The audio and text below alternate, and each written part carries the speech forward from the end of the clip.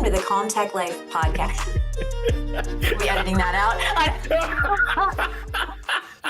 Welcome to the Comtech Life, where we explore how technology is shaping the way we work and live. I'm your host, Chrissy Neuterman. Today, I'm joined by Dr. Darren Hood, a UX veteran, adjunct professor, TEDx speaker, author, and the host of the World of UX podcast, which has over 300 episodes. I love having another podcaster on the show, and I love even more that Darren doesn't pull any punches. He's one of the few people in UX willing to say out loud what most people think. Darren, welcome to the Comtech Life. Thank you, Chrissy. I'm very, very excited to be here, excited for the conversation. I appreciate it. Thank you. So let's just start from the beginning. You've been in UX for a long time. How did you get into it, and how does it compare to what it looks like today? I always love this question because it's a shock to people. The answer is a shock.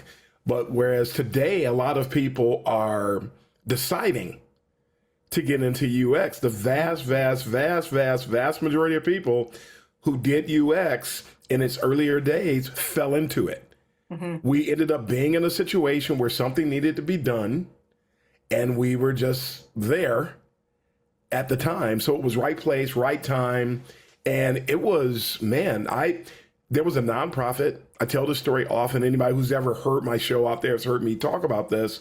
I was doing some work for a nonprofit, some volunteer work for a nonprofit, and they needed somebody to help them get on the web. I said, you know what? Sure, I can figure it out. That's when we had the wonderful 25 megabyte hard drives and everybody was rushing. We got documents bigger than that now. I always tell that joke. But everybody was trying to rush to get on the internet. I was always the guy that somebody would call when something technological would come up. I seemed to have a bent for that. So I offered my services and I fell in love with it. And it was interesting because I did things that were just, to me, they were common sense. People need to understand the navigation. I went and studied a bunch of websites. I started, unbeknownst to me, building my own personal heuristic repository because, okay, this is how they do it. This is what people expect. People are out here trying to accomplish something. I started getting into mental models. I didn't know it was mental models. I didn't know it was called information architecture. I didn't even know it was called navigation. I just knew that was the thing that's And what was the nonprofit that you were working for? I can't tell that. Okay. Can you tell what kind of navigation, like what they were looking for? Was it for like donations? Was it for signups, that kind of thing? No, it was they just wanted to have a presence, because the big thing back in the 90s was brochureware. So everybody knew about this internet. Nobody knew what to do to get out there. Okay, well, here's this internet thing. We want to be on it. Nobody knew why. So we're talking way back. Yeah, I mean, this is 1995. Nobody knew. I mean, we had these little things. We want to be out there. We want people to be able to find us. And so that was it. So I established a brochureware presence. The vast majority of websites back then were just brochureware. Take the brochure and make it electronic. That was it. But it still had to be easy to navigate. People still had to understand what was going on. And so a lot of the things that I know now to be part of heuristics and information architecture and doing guerrilla research, I didn't know. I just had somebody try it to see if they could find it. I didn't know I was doing research, not really something that I would do today. But that's how I fell into it. And I just fell in love with it. I thought it was great. I immediately started doing websites for small businesses in the evenings. And I slowly just started to ramp up. I was initially self-taught. There are some people who, Darren, you're just one of those guys to just go to school. You're just an academic, blah, blah, blah. I didn't learn how to do UX via school. I learned through all the wonderful books that were available. Yeah, you were experiencing as a user. Yes. And so that was it. So that's how I got into it. And I tell people now, if you want to be in UX, be in it because you love it. Don't chase a check. Don't come for some weird, kind of side door kind of reasoning, for lack of a better phrase, that really is not sustainable. And it's not going to help you be your best you. I loved it. And I came in the door learning. The Polar Bear book came out, 3 years after I got involved in UX, I was buying every book I could find to help me learn about this. So I was invested, and here we are. And how much has the industry changed since 95? There's part of this answer is going to be double fisted, and there's a caveat because there's UX. So that's the discipline. Then there's UX as it is perceived. See, a lot of times when people talk about UX, they talk about UX like it's one thing, and it's not. It's 250, a minimum of 250 methods, methodologies, techniques, deliverables. So there's the understanding of UX, the discipline side of it, but then it's what do people think UX is? And so when they talk about UX, it's interesting to hear a conversation and watch people bounce all over the place with their perception. So I said all that to say this. The discipline has not changed. UX is still UX. Heuristics and usability, I talk about the 4 pillars.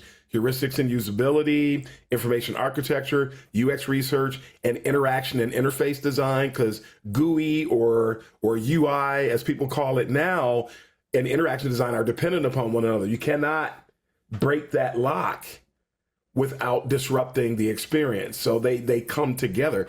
Those things, the only thing that has changed are the form factors. We went from websites and web experiences on a BlackBerry phone and a Palm Pilot to designing for that, to then when the iPhone came out, I was working at an agency. We had to learn, that's when I learned that UX is pervasive. So it's okay, we're applying. 1 minute we're applying to a website, but then we got to apply it to the phone. Then we got to apply it to the tablet. Then we got to apply it to interactive TV. Did UX change when the form factors changed? The answer is no.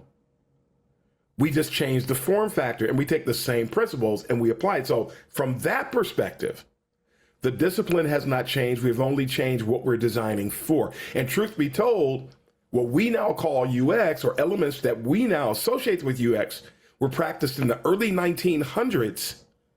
And of course it wasn't called UX back then, but we're doing the same exact thing. When they were conducting ethnographic studies on Henry Ford's assembly line to try to make the user experience better, they were doing what we now call UX. So people need to understand that. And the fact that people don't is a problem. So that has not changed. What has changed is the mindsets of the people coming into the discipline. What has changed is the education. What has changed are the leadership structures. So it's the things that have changed are all people-based. It's not, the discipline has not changed. And we suffer as a discipline because of people, not because of the discipline. The discipline remains the discipline. And if we're going to thrive, it's going to be because we get back to the basics. Instead of trying to, as people have done, turn this into a visual design dominated discipline and basically bastardizing it. Yeah. And so when that happens, then oh man, we're losing our jobs. Oh man, because you're not bringing value. Oh, we want a seat at the table. Well, that's interesting because we always had a seat at the table. The seat at the table was actually lost because we allowed the discipline to be bastardized and taken over by people who didn't understand it and didn't care, and they came over here for a check. And they started to dominate, and then they started letting non-UXers, hiring them to run our teams, even though they didn't know what was going on and didn't care. Nobody's going to turn down that big raise you're going to give them to run the UX team. So of course they took on the team and they played a role while they were getting paid, because the people who hired them didn't have UX maturity level, so they didn't know they were hiring an unqualified person. The person who got the job, and they weren't going to hire anybody like me, and still to this day won't. A lot of those won't hire anybody, not just me, but people like me, because we make them look bad just by talking. So it's just interesting. So UX itself has not changed. When we understand that, I mean, think about it. Has accounting changed? No. No. Has auto mechanic work changed? No. It's the way you do it changes a little bit, but the principles all remain the same. AI hasn't changed UX. It just changed how we approach it. And truth be told, the more you know about fundamentals, the better you'll be at using AI, and you're not displaceable when you know your stuff. You're only displaceable if you don't. Or if the leadership doesn't know their stuff. Bingo. Tell me a little bit more about that. I know we talked a little bit about this before, but how do you think that happens where somebody that takes over a UX team doesn't necessarily understand it? It's the same as the people coming into the field. And a lot of them are in the right place at the right time. Mm-hmm. Wow, somebody offered me. I know a guy. I don't even think he's doing UX anymore, which is what those people also are not. They're not going to stick around for a long time either because they don't realize that you have to have a thick skin to work over here. And so when they come in and then they find out how thin their skin is, they leave. This guy just had a great idea. And he said, you know what? We should start a UX department. We should start really trying to take care of delivering proper experiences for our users. And people in leadership, and it always happens the same way. It's just that sometimes they put a job posting and they hire somebody. In this particular instance, the guy was inside already. He just came to them with an idea. He wasn't asking to take over the UX team or run the UX team. He just had an idea. They liked him. That's one of the other things that happens. Somebody likes somebody. Mm-hmm. He's a likable person. They don't realize they have no idea what they're doing, and that they're going to cause just a total trail of destruction, and detrimentally set this discipline back. God knows how many years. That person ended up being put over that UX team. They did what people normally do. They hire their friends. Then they hire somebody else that is excited about potentially being UX. That's what I call the retrofit. The person who wasn't doing UX, but they got a little bit of interest. I'm willing to try. So they come on in. Next thing you know, they got a UX hat on and they have no idea what they're doing. The person in charge doesn't know what they're doing. And everybody's running into brick walls and nobody knows what to do. And I got brought into that team because they needed somebody that knew what they were doing to come in there and set everybody on a better path. And they were excited about me at first. And then when the more they found out really how defunct they were, then it became hostile. But it's like that. A person in the right place at the right time. People assume that if someone has leadership skills in another arena, especially if it's something they relate to UX, that person can run our UX team. And they don't realize the visual design world is a world of ego. UX is a world of selflessness. Those two personas, they can't coexist. So when you have that boss who's been an egotist, a creative director and an art director for 12 years, so you think that now he can run the UX team? Oh, no. No. So that's usually how it happens. Yeah. And one thing that I saw pretty frequently, especially from executive leadership, comments like anyone can just talk to 5 people, you know, like simplifying it and the amount of defending that I had to do. And I'm like, no, it could actually get pretty complicated, especially with nuanced products and nonverbal. And they're like just kind of assuming. And what I would compare it to, and I've talked about this with a couple of people, like there's this assumption that therapy is easy. Like anybody could just listen to somebody, but it's such a complex field that you need skills. I mean, I know there are plenty of terrible therapists out there, you know, and so getting past for them they don't even know what they don't even know because they don't know enough about it. Yes, they don't. I mean, I love what you said. This is a very complex arena. I constantly tell people, and I usually get the deer in the headlights, a good deer in the headlights when I tell people what I'm about to say. People do not realize that when you're doing UX work, whether you are a generalist that's doing design, research, and strategy, or whether or not you specialize in one of those areas, you are a scientist. Now, if the person who comes into this position does not understand that, and most don't, and most people who are educating UXers don't know that, surely the people who hired you and brought you in to run the UX team when they didn't know what they were doing when they hired you and have no UX maturity whatsoever, they don't know that. So if you're bringing a scientist in to do this work and you don't understand it, that's not a good recipe for success. It simply isn't. I mean, You don't have to be a scientist to do visual design. We've been doing Right. visual design since we were 6 years old in art class. Hmm. So anybody can design anything. It doesn't mean because art is subjective. UX is not. So Yeah. Yeah, and I've typically seen either the head of UX, if it's not an actual UX person, it's an analytics person or an insights person. Where do you think those lines cross, and why do you think that it could be so easily confused? they're often easily confused because of UX maturity. They don't understand what the discipline is. They don't understand the value proposition that we have. They don't understand what the makeup of UX. They Hmm. don't understand heuristics, proven principles, best practices, common conventions. I did a talk once at Michigan State University for I think it was for World Usability Day. And I delivered this talk on heuristics. Someone was so excited about the talk for a very big national agency, global agency, technically. They wanted people on their team to start. They knew that these people on the team did not have a strong understanding of heuristics, and they wanted the team to start doing more with regard to heuristics. So let's up our heuristics game. You would think they were, you know what? Yeah, let's grow. Let's get better. They had a little mini riot. Mm. They revolted, shot the whole thing down, which means that means that they're not using heuristics. So they're not getting the formative or the summative benefits of heuristics. They're not informing design. Heuristics can be used to find up to 90% of what's wrong with any given design. So you just forfeited all of that. You're conducting research on things you're already supposed to know because you know heuristics.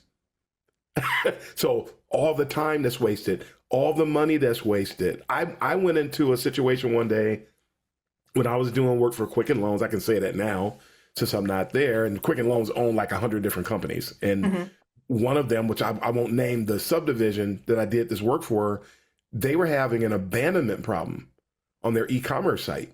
Mm. And I was brought along. They called me, hey, Darren, can you come over and talk to us about X, Y, and Z? Oh, sure. Took a look at everything, said, let me go and diagnose this. Let me go and see what's going on, see why people are abandoning.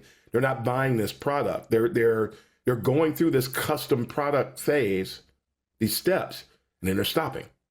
Why is that? Got 75% abandonment, approximately. I didn't have to do any research because I found the problem with heuristics. So how much, and then I went back to them, showed them, and abandonment dropped from 75% to like somewhere around 15% at the most.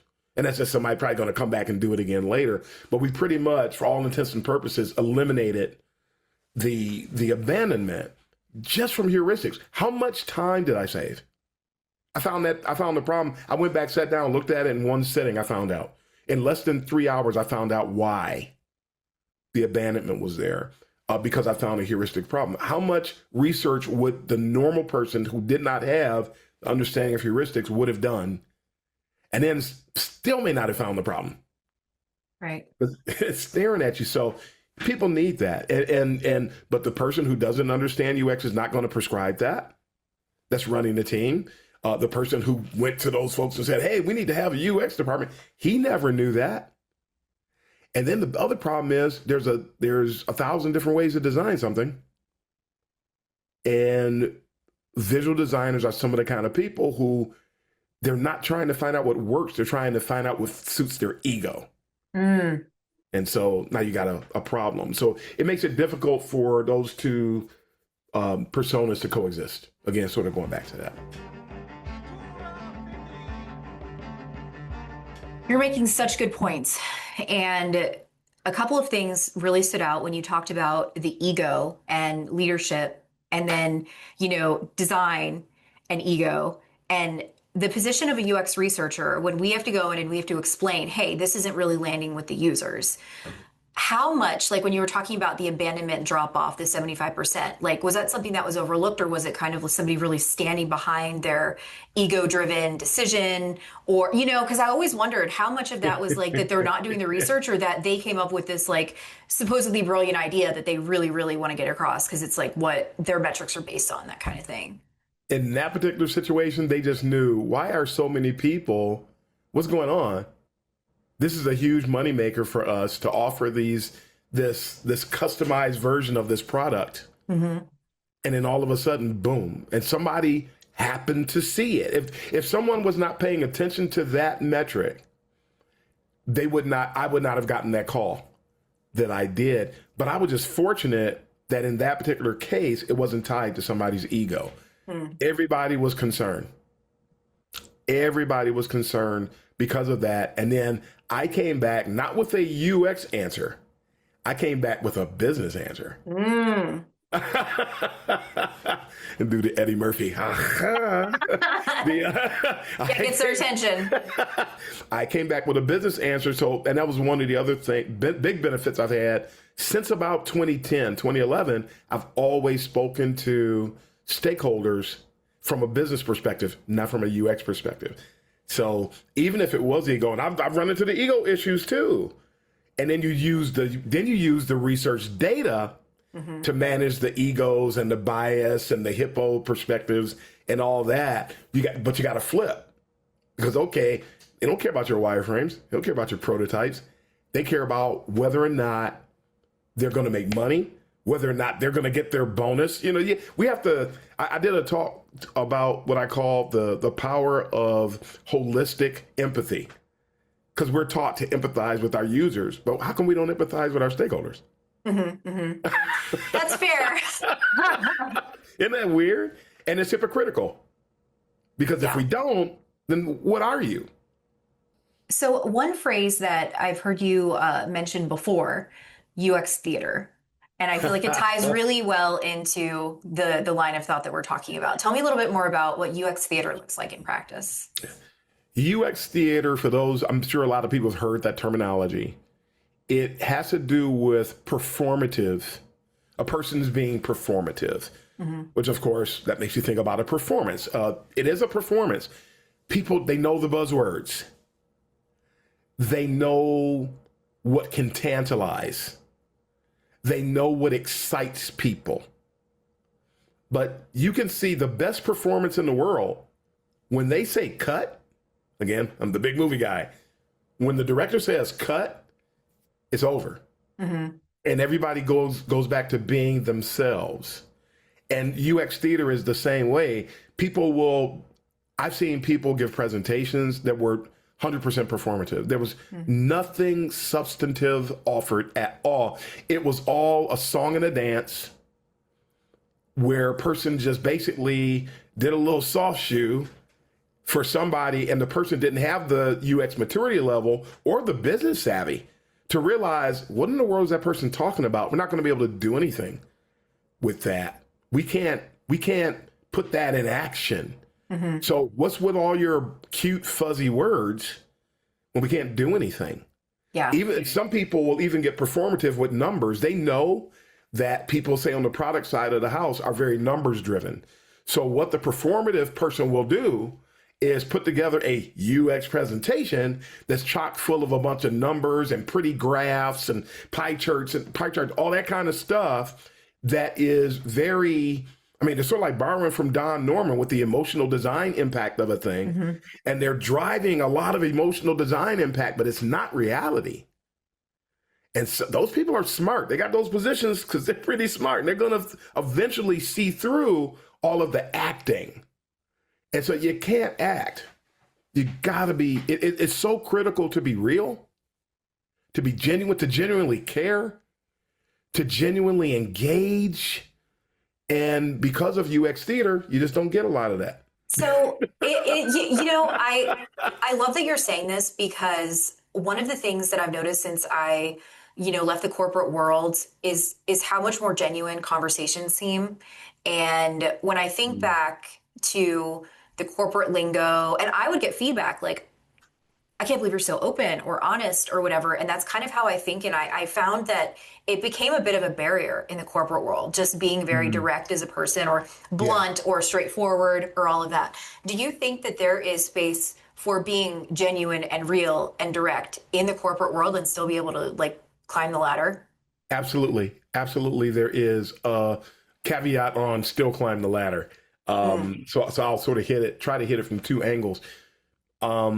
Emotional intelligence for the win.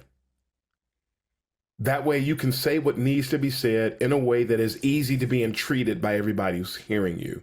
You can be diplomatic. You can be professional and still give somebody that tough love, so to speak, that might be needed in a given instance, because it just doesn't help to withhold information that's when somebody's going to be detrimentally impacted if you don't help them understand what they need to understand. There's no way in the world, I don't want to see anybody. I mean, I have a blog post called There's a Nail in Your Tire. And using that metaphor, if there's a nail in the tire and you know that person has a nail in their tire, why would you not tell them? The fact that some people know that someone has a nail in their tire and don't tell them is very problematic, because somebody's going to suffer. They're either going to get a blowout, they're going to get stranded somewhere. You don't know when that air is going to run out of that tire. Why take that chance? And so I love that metaphor because of all the different scenarios that come up. So that's one aspect of it. So I'm willing to tell people what they need to hear. Their timing is critical. How do you do it? When do you do it? Don't treat them like a child. Don't play psychological games. I'm not saying that. That's not good. But to be genuine, to be honest, and I make sure to surround myself with people who will tell me something if I need to know something as well. Hey, I'm gonna get a little crude. There's something in your nose. Thank you for telling me that. I went to the store recently. Thank God, right? And and all these people kept looking at me. I thought they were looking at me because they liked my shirt or something.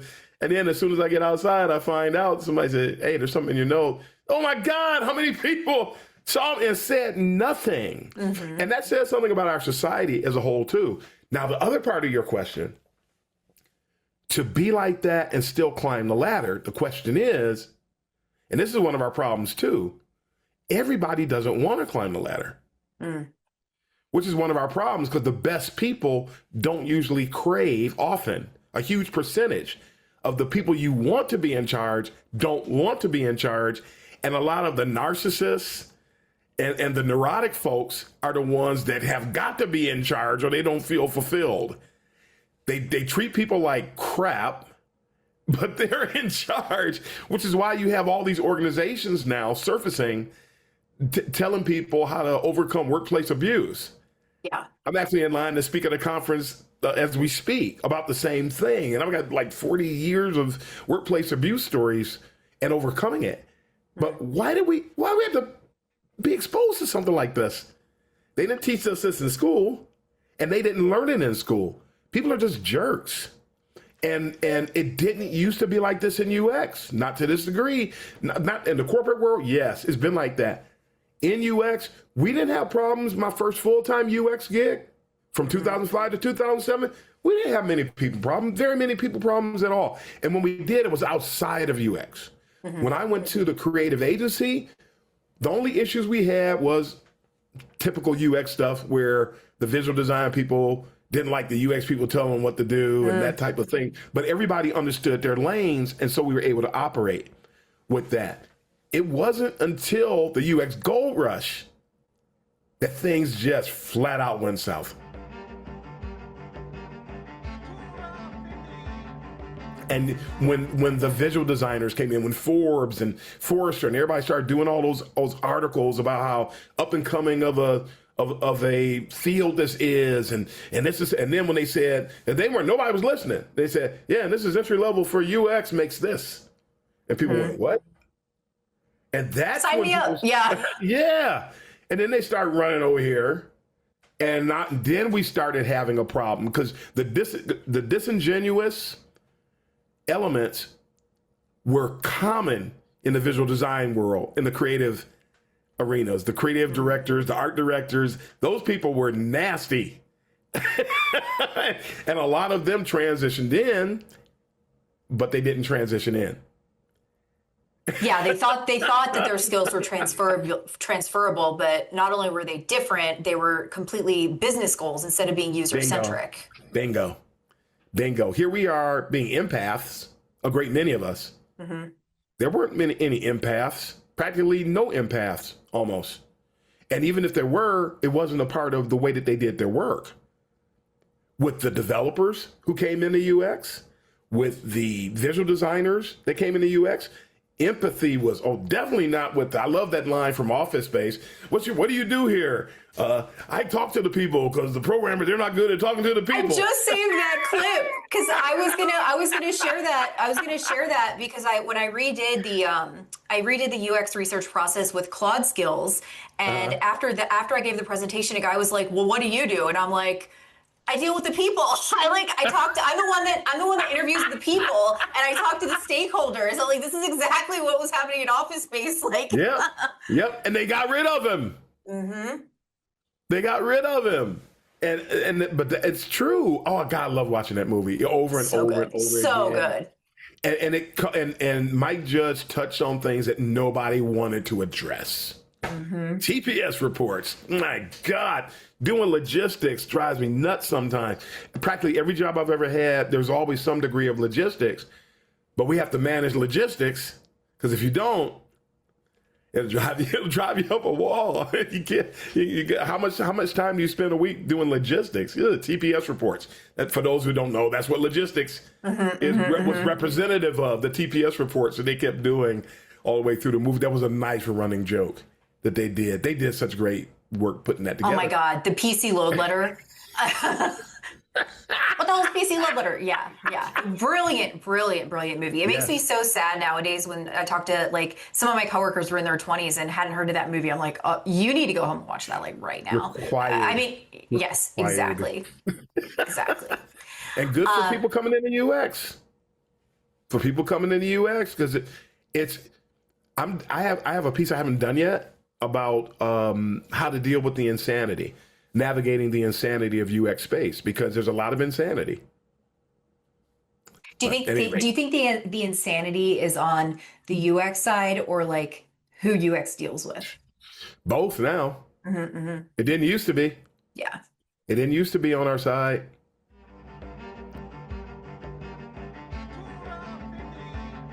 And you've talked a lot about UX maturity.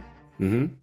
How would you think that UX maturity fits into this topic? And does it affect the level of hostility? Yes, it does. Yes, it does. The more UX, and I try to evaluate it during the interview process, because I know that the volume of peace that you have, that intrinsic element of a peaceable environment where I can go in and actually spend 40 hours working instead of 30 hours working and 10 hours running for my life. Yeah. It is dependent greatly upon the levels of UX maturity, because I know what my personal UX maturity level is. I know how much I love the discipline. I know how much I understand the discipline. I know how to communicate to both practitioners and non-practitioners alike. I understand the business side of things. So there's an element of UX maturity that ties into that. If the UX maturity is high, I'm going to be appreciated. I'm going to be understood. And it's going to be easier for me to interact with people to get my work done and achieve success, and we can celebrate together. That's the best case scenario, which is almost non-existent, frankly. Then there's the bad UX maturity. And when it's bad, I don't need to say the rest. I saw you inhale and get ready to say something. So I'll let you. I'll stop there. I think when you said when it's bad, because I honestly feel like the bad can be kind of traumatizing. Yes. Because it's almost like psychological warfare, like gaslighting. You know, instead of just a disagreement, it's like you only talk to this many people, like, and then like let's pick at you not being competent at your job, like anything to deflect. Really bad. Really bad. That's exactly what it is. Because do we get a paycheck? Yes. Okay. Well, that's tangible stuff. That's extrinsic. You're going to get a check. Okay. That's not a thing. And then some people say, well, I work for somewhere and I didn't get a check. Yeah, I know that happens, but we're just talking about the norm. To have that peace, to be able to be excited about going to work. That is, we don't, especially when somebody's younger, they don't place value on that. They don't evaluate it. They don't have any sense of expectations around that. Folks will find out when you start to get older, that stuff starts to become more and more important as you get older, because you do want to everybody wants to be appreciated. Yeah. Everybody wants to be understood. And when you have bent over backwards to make sure that you are the best you can be, only for somebody to play games.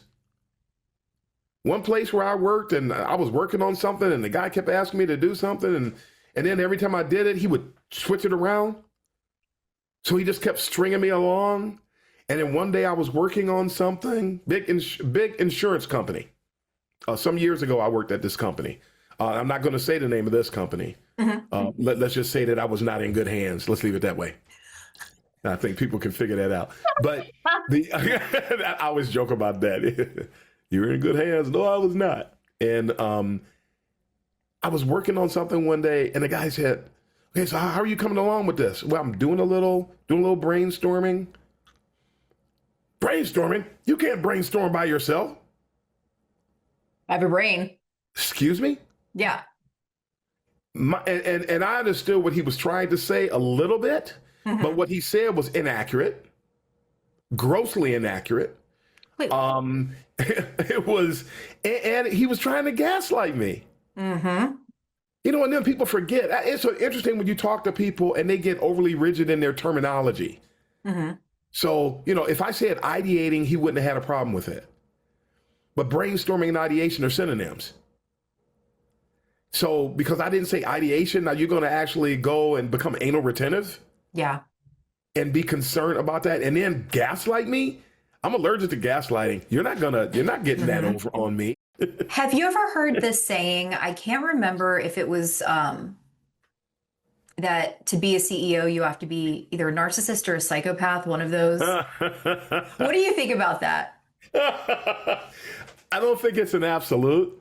I know some CEOs that are absolutely great people. They're very thorough. They're very considerate. They're very humane. And they are not success by all means necessary. Everybody else's well-being, you know, can go down the toilet. They're not like that at all.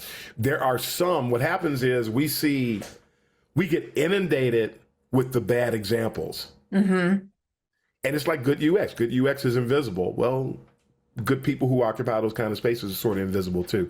We don't get to see them a lot. Every once in a while, we see those people doing something. But a lot of the times we see some of the big names today are some of the nastiest people you ever want to meet. And they're rich, and that's it. They're rich. And they actually got rich because they are nasty. And because they don't care. And because they are inhumane. So how many times do you see somebody who's really, we see it. There's some athletes. I heard a story once about an athlete. I can't remember who it was, but an athlete walked into a store and just bought everybody's shoes. And nobody they just did it. And there is a type of narcissism that will do that in order to get self-fulfillment. Yeah. But the details and the data on that individual, they were just being nice. Yeah. Yeah. They were just being nice. And it's sad that some people are so cynical, which is what feeds into that.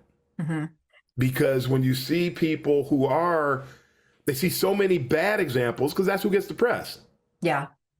That when somebody does do something the right way, the cynical people will automatically, because that's all they've ever been fed is the cynicism, they automatically think that that person had ulterior motives or thing like that. I experience that a lot. People they're so jaded that you just can't do anything for some people. And they automatically, oh, you did this because of that. And you did this. No, not only did I not do that, I've never done anything like that in my life. Yeah. And where are you getting that from? So it's more gaslighting.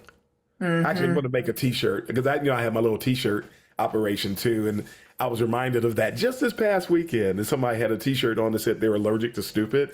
And one of my sayings, people always tell me they like to see my sayings on t-shirts. So that's one of the reasons I started doing that. And there's one saying that I have yet to put on a t-shirt, and I think I'm going to do it. I'm allergic to gaslighting. Oh my God, please do. I will get that immediately.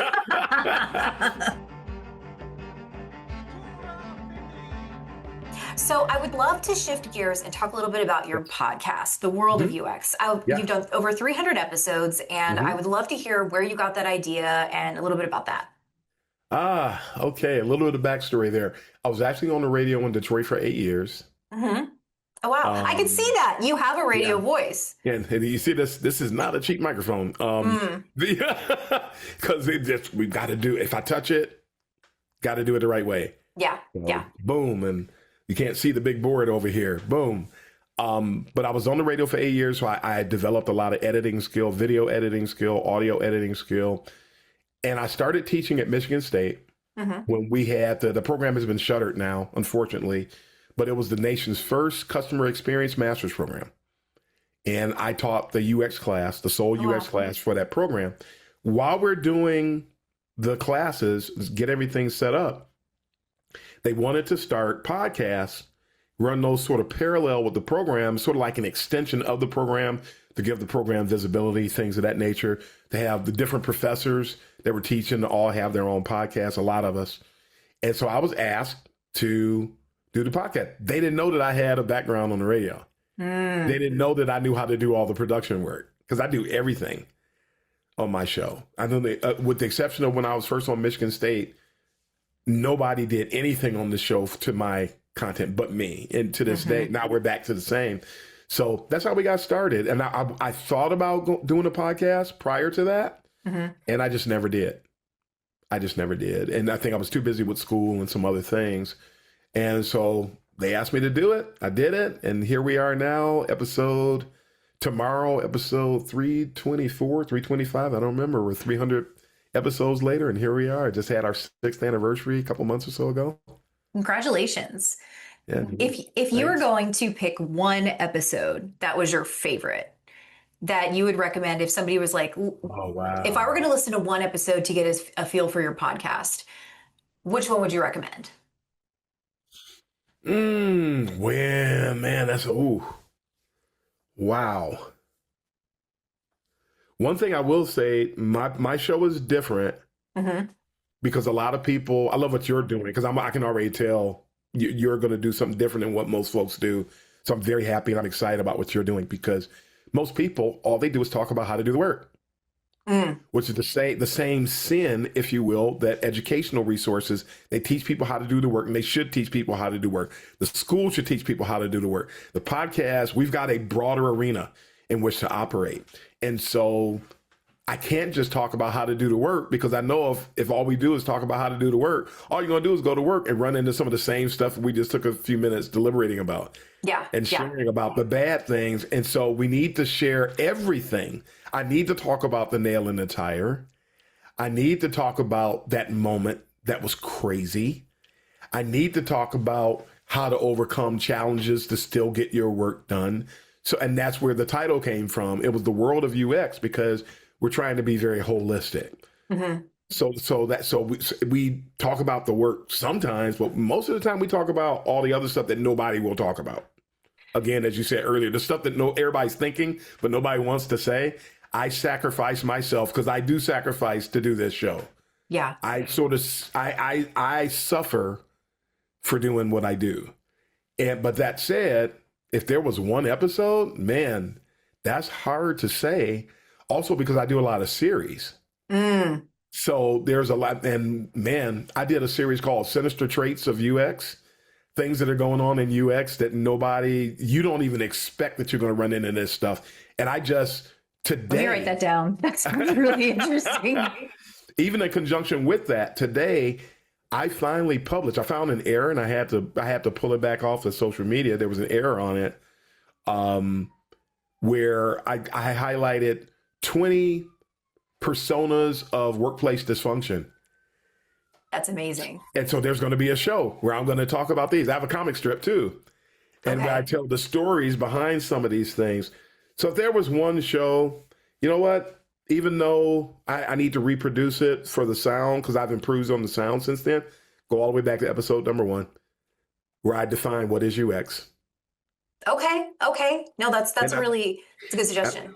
And I think there's 2 parts to it. I think I did what is UX part 1 and part 2. But episode 1, the sound is not going to be as good as what you hear today. So yeah, I got to go back and remaster it because of that. But yeah.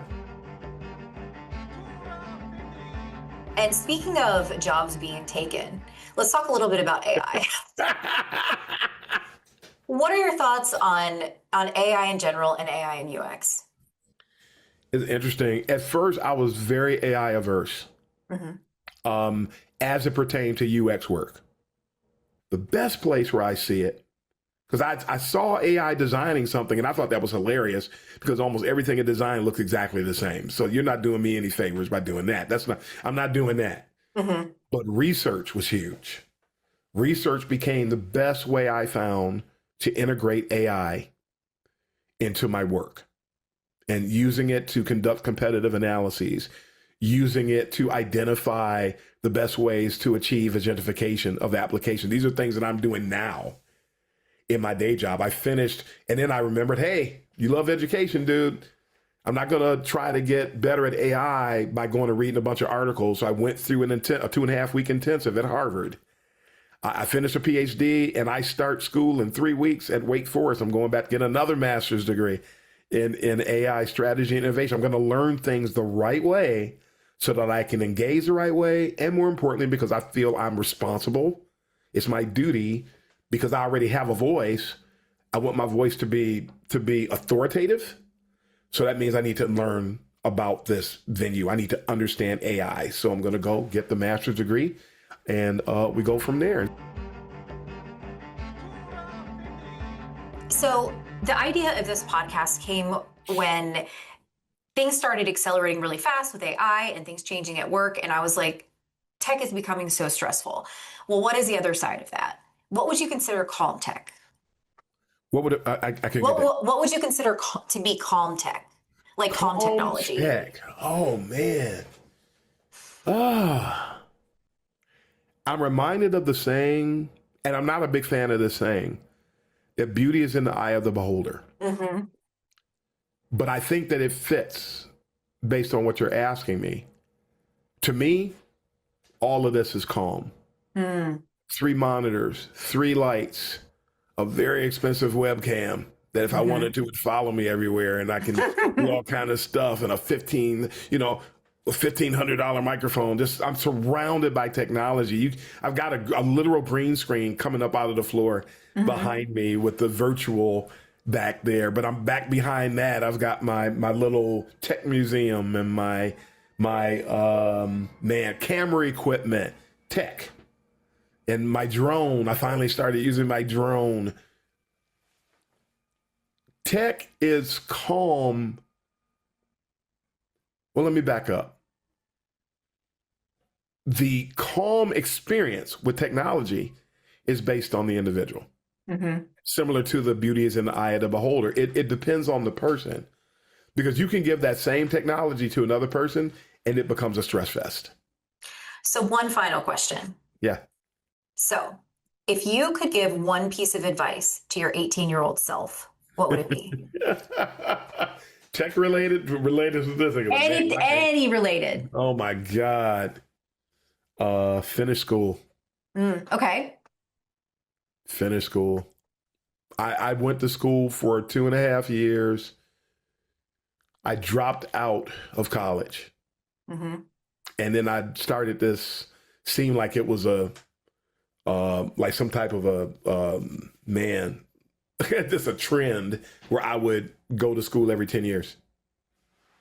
And I finally got my associate's degree. And then I after the associate's degree, I didn't go back to school for 10 years. And then I've been in school ever since. but it's the school thing. Looking back, the one thing that comes to mind. There's actually something bigger, but I can't go there. Okay. Well, Darren, thank you so much for the time. I really appreciate all the transparency, and this has been just such a fun session.